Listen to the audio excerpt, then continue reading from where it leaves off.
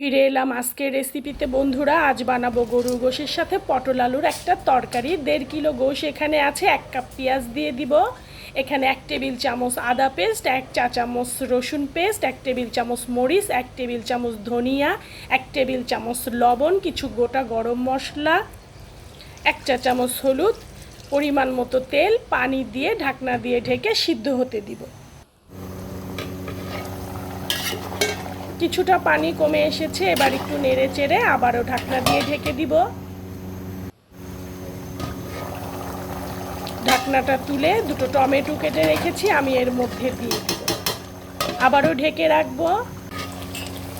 গোশটা আমার মাখো মাখো ভুনা টাইপের হয়ে গেছে। এখানে আমার 1/2 কিলো পটল আলু কাটা আছে, এটা আমি এর মধ্যে দিয়ে ভালো করে মশলার সাথে ভালো করে নেড়ে চেড়ে নেব। ঢেকে দিব সফট হওয়ার জন্যে। অনেকটা হয়ে এসেছে। এবার আমি খানিকটা গরম পানি দিব।